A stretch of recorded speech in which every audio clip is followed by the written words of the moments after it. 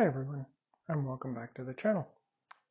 For those of you just joining us, my name is Alfred, and this is Capital City Aquatics.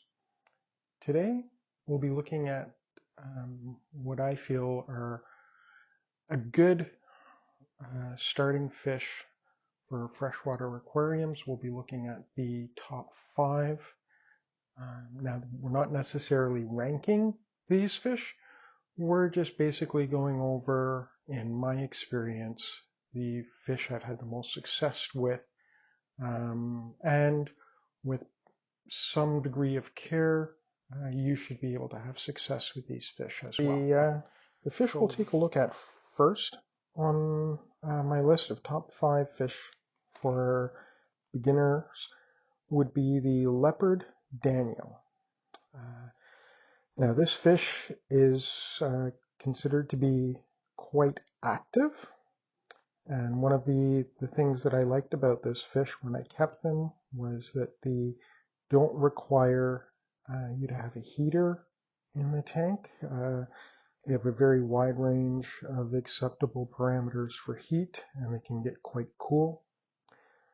The fish typically occupy the top third of the aquarium, so that's good if you're keeping them with other fish that occupy the bottom half. The two wouldn't necessarily bump into each other.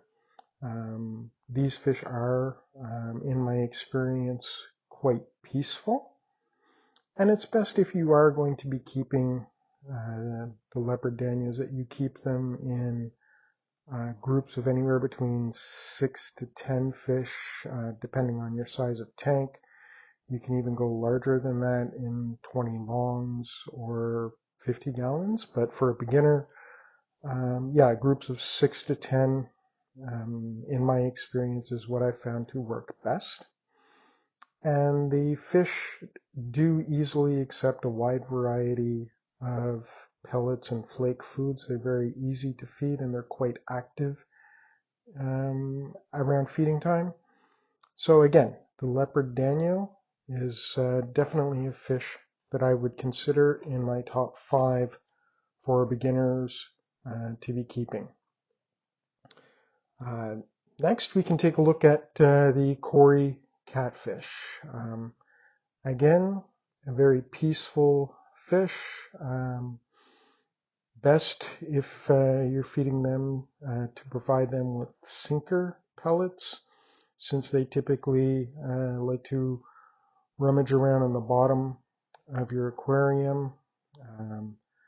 One thing you want to pay attention to if you are keeping these type of Cory catfish is that the substrate that you use needs to be a finer substrate. So you don't necessarily want to go with sharp gravel or anything like that. Something more along the lines of sand or very fine rocks are best, since they do have the barbs on them, and you want to protect those, and they do rummage through your substrate quite a bit. So going with a finer sand or a finer gravel is best when you're considering keeping Cory catfish. There are a wide variety of these fish available, different fin types, the long fins and short fins, so easily available at most pet stores, and definitely keeping these fish in groups of 3 to 5 fish, because they are a schooling fish.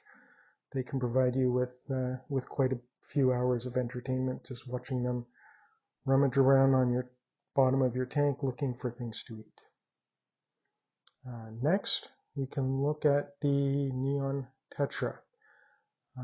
Again, a very common fish, easily available at most pet stores. A peaceful fish that can be kept in larger groups. Again, because it is a schooling fish, you want to try and maximize the tank space.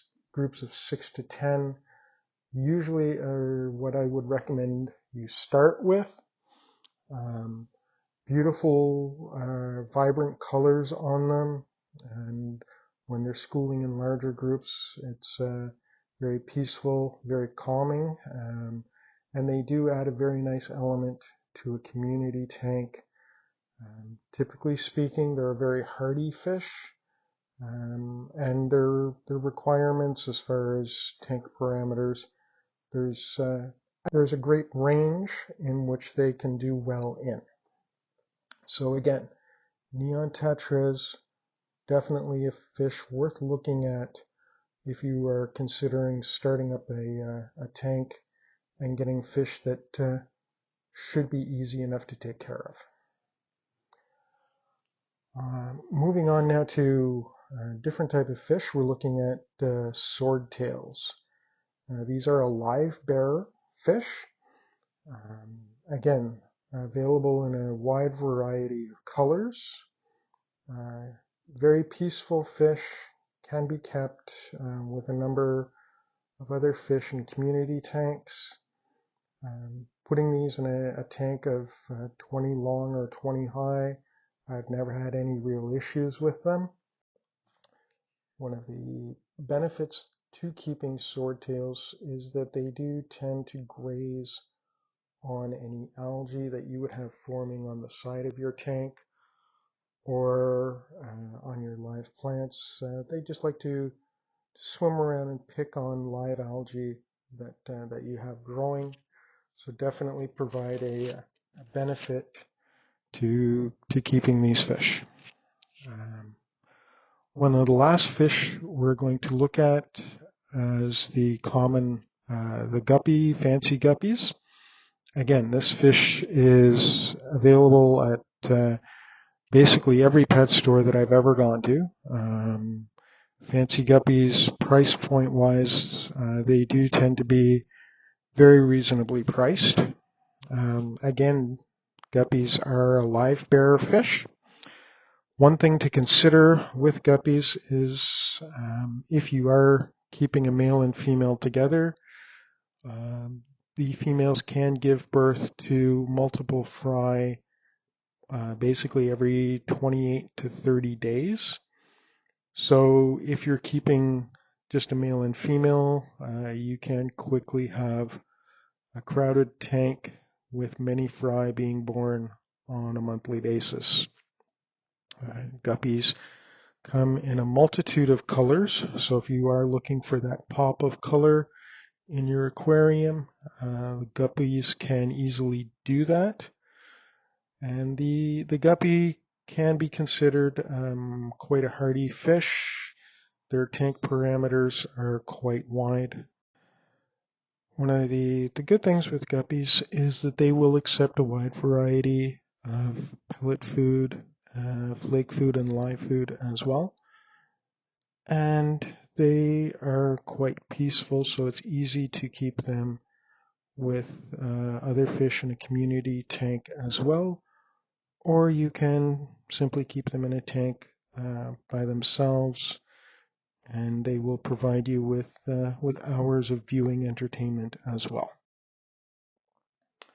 All right, everyone. So that's, like I said, just my opinion on fish that I've had success with, and I would easily recommend any of these fish to someone looking to start keeping freshwater fish.